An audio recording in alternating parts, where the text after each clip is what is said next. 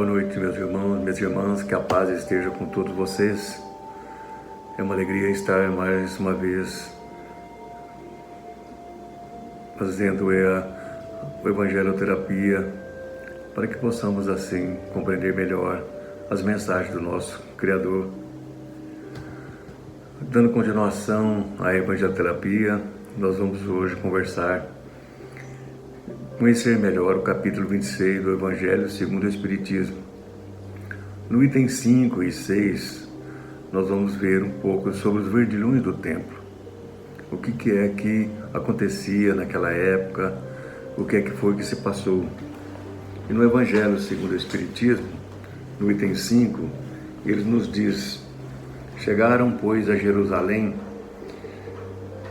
e, havendo entrado no templo, Jesus começou a lançar fora os que vendiam e compravam no templo, e derrubou mesas de banqueiros, cadeiras dos que vendiam pombas, e não consentia de que qualquer transportasse móvel algum pelo templo. E eles os ensinava dizendo: porventura está escrito que minha casa será chamada casa de oração entre todas as gentes? E vós também feito dela covil de ladrões? O que ouvindo, os príncipes, os sacerdotes e os escribas andavam escogitando-se de que modo o haviam de perder, porque todo o povo admirava a sua doutrina e tinham medo dele. Isso no dito Evangelho de Marcos.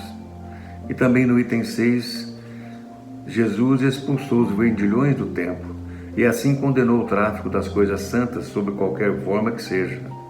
Deus não vende a sua bênção, nem o seu perdão, nem a entrada no reino dos céus. O homem não tem, portanto, o direito de cobrar nada disso. O que acontece? Naquela época, o comércio, ele era feito de uma forma em que as pessoas não compreendiam a natureza da purificação. Então, o que eles achavam? Que quanto mais ofertas eles faziam em sacrifício de animais, tipo pombas, carneiro, cabritas, vacas, touros, quanto mais eles ofereciam, mais eles se sentiam purificados. Então, nesse templo, eles faziam com que eles faziam um comércio dessas alegorias aí. Então, foi onde Jesus ele ficou muito irado, ficou muito nervoso, porque ele viu que havia essa comercialização. Foi por isso então que Jesus expulsou dos vendilhões do templo toda essa turma, né, que fazia da religião um comércio, das coisas sagradas o comércio.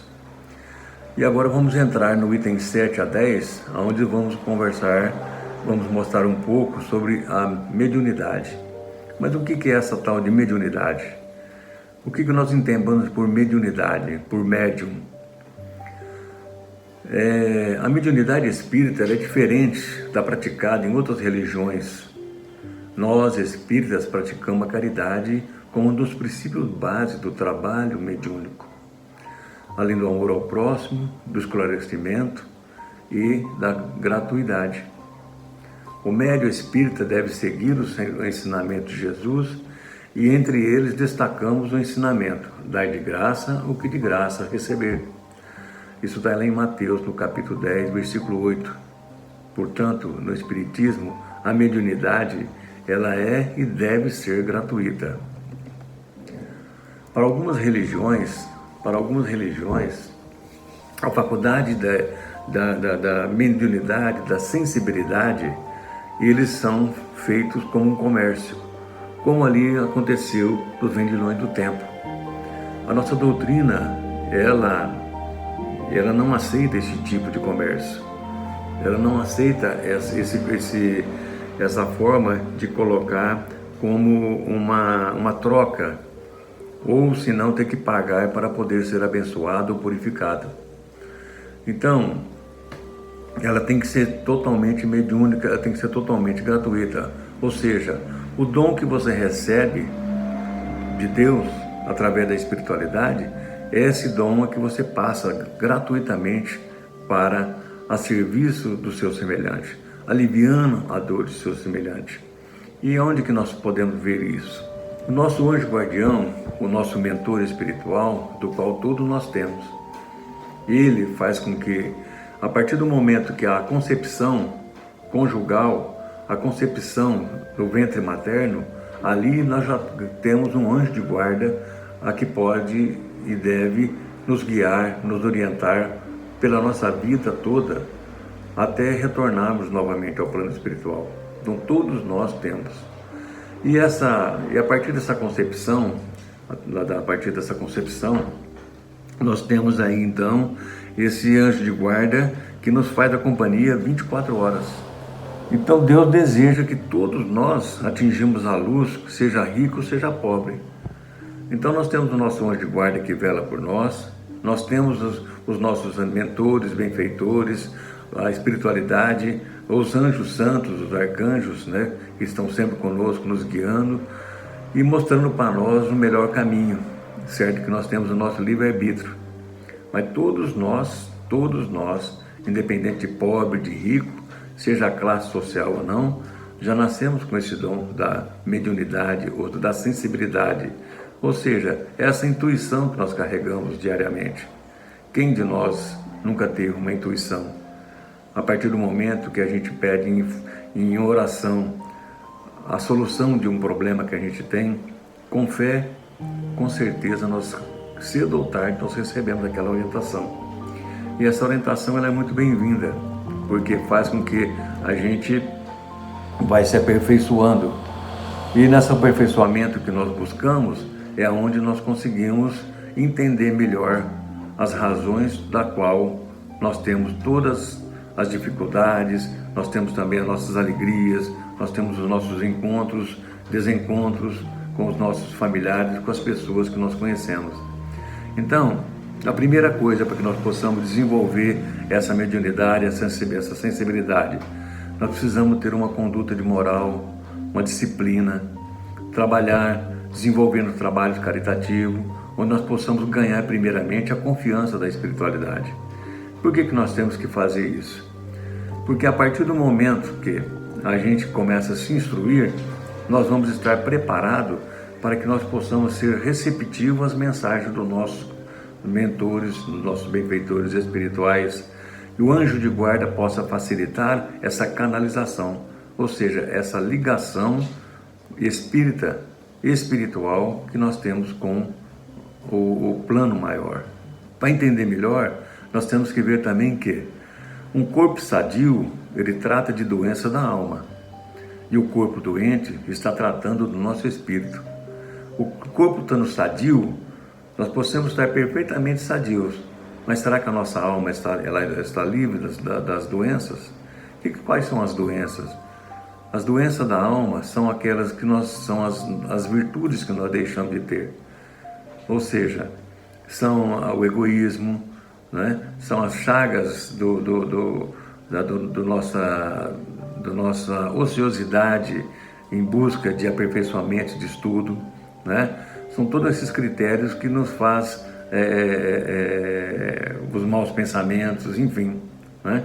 Então, através de orientação, nossa casa, por exemplo, nós temos os cursos que nos ensinam a ter essa preparação, onde através do estudo, das práticas, dos exercícios, nós vamos aperfeiçoando nesse quesito. Então, os cursos doutrinários, eles são muito interessantes e imprescindíveis para que nós possamos ter uma boa canalização, uma boa comunicação com espíritos sérios. Os espíritos sérios, eles nos trazem sempre bons conselhos e orientações, onde nos fazem crescer nos nossos objetivos. Não que ele vai determinar que você comandar a sua vida, não. Nós temos o nosso livre-arbítrio para poder fazer aquilo que nós precisamos fazer, que nós temos que fazer.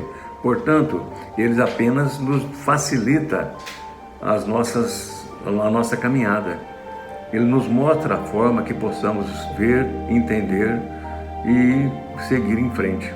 Então, é diferente daqueles que muitas vezes buscam outros tipos de religiões, aonde a gente vai lá e aquelas entidades, entre aspas, elas costumam dizer só aquilo que a gente gosta, só aquilo que a gente agrada. Mas no intuito nós estamos sendo enganados. Por quê? E muitas vezes eles cobram por esses favores, eles cobram por esses trabalhos. Certas religiões, que não precisamos nem citar os nomes, né? Eles cobram tudo, eles exigem oferendas, ofertas, muitas vezes caríssimas. Um exemplo, quando nós vamos ser batizado, crismado, casar, missa, enfim, essas questões assim que a gente vai buscar, sendo que, como nós dissemos, eles todos recebem o dom de graça. Dá de graça o que recebeis de graça. Por que cobrar então? E outra, se nós somos filhos de Deus, se nós temos nosso anjo de guarda, para que pedir para as pessoas a interferência através do dinheiro para que nós possamos alcançar aquilo que nós precisamos? Nós temos consciência de estarmos preparados também, nos preparar para que possamos receber da espiritualidade aquilo que merecemos.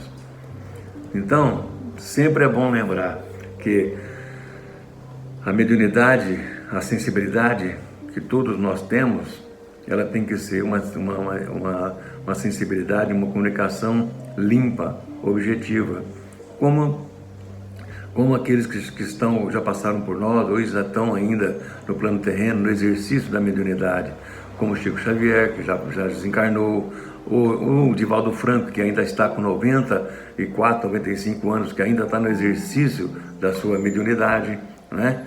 Enfim, trazendo o alívio. Quantas mensagens maravilhosas que as famílias recebem dos seus entes queridos, né? Trazendo alívio, trazendo conforto, que afinal de contas nós só retornamos ao plano maior.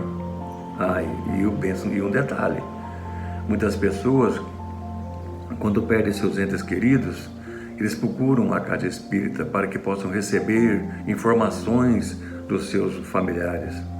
Mas notamos e vejamos que, uma vez que o telefone toca de lá para cá, nós não temos o número do telefone lá do céu, nós não temos o telefone da espiritualidade. A espiritualidade é que vê a necessidade, vê se o espírito está preparado para poder dar as suas comunicações, que muitas vezes, ao retornar ao plano espiritual, todos eles também, ou todos nós, continuamos ainda na nossa vida buscando o nosso crescimento e desenvolvimento também espiritual. Nós temos nosso trabalho.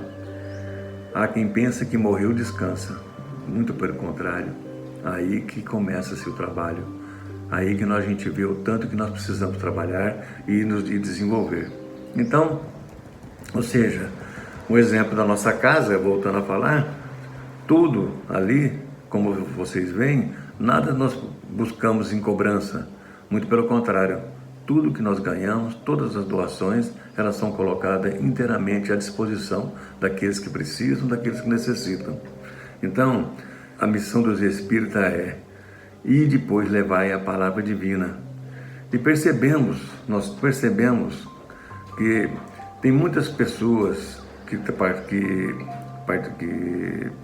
participam da nossa casa, que têm um potencial muito grande para desenvolver a mediunidade, a sensibilidade, para ser realmente um mensageiro dos espíritos através de diversos tipos de mediunidade, seja ela pela psicografia, pela pintura, pela vidência, pela mediunidade auditiva, a comunicação pela psicofonia, ou a mediunidade de cura, a intuitiva, enfim, diversas. A gente percebe nas pessoas que frequentam, vocês que frequentam a casa espírita, a gente vê o potencial. E muitas vezes as pessoas, elas não ainda despertaram para a necessidade de participar de um curso doutrinário, para poder abraçar realmente a causa maior, afetiva da nossa casa, para que possa buscar entendimento, compreensão. Então, O tempo vai passando, a gente vai ficando acomodado, achando que estamos aqui nesse plano terreno apenas para desfrutar das delícias que a vida nos oferece, esquecendo que a verdadeira vida é a espiritual. Então, conhecendo o conhecimento de si mesmo, esforçando no trabalho em prol daqueles que precisam. Então, todos nós temos a nossa capacidade, o nosso potencial, porque não foi dado só a mim, a outra pessoa, ou não, todos nós já nascemos com esse dom. Todos nós temos o dever de seguir as orientações para que nós possamos ter e desenvolver esse trabalho, e ele é tão bonito. Cada vez mais que nós vamos nos desenvolvendo, trabalhando em prol da gente mesmo, a gente vai vendo o quanto que a vida da gente melhora. Por quê? A gente abre esse campo mental, a gente abre esse canal de comunicação com a espiritualidade. Nós passamos a receber orientações, nós passamos a receber melhores intuições, e aonde isso aí nos traz um proveito muito grande. Se bem que, de tudo isso que nós conversamos, nós somos os mais necessitados, e temos e somos uma valiosa ferramenta, e essa ferramenta nós temos que colocar a serviço do nosso Criador, o Evangelho, a servir do Evangelho, seguir essa doutrinação onde possa nos levar a um desenvolvimento seguro. Então, deixemos de ser ociosos, vamos dizer preguiçosos quanto a isso, né? Para que nós possamos assim, através desse aperfeiçoamento, deixar de ter na nossa vida muitas coisas que a gente não quer. Muitas consequências negativas nós temos justamente por falta de ir em busca de uma melhora. Então, percebemos aí que a partir do momento que nós fazemos a evangelioterapia, a partir do momento que nós colocamos a água frutificada, a partir do momento que nós começamos a fazer nossas preces diárias, quanta luz que não adentra na nossa casa, quanta luz que não vem favorecer a nossa família. E por que então não acender essa luzinha que está dentro da gente? Essa luz que vai nos trazer mais conforto, que vai nos trazer mais sabedoria, maior entendimento e também ser agraciado com as bênçãos do nosso Criador. Que Jesus possa nos continuar nos abençoando, nos protegendo, e que até a próxima evangelioterapia. Fiquem com Deus.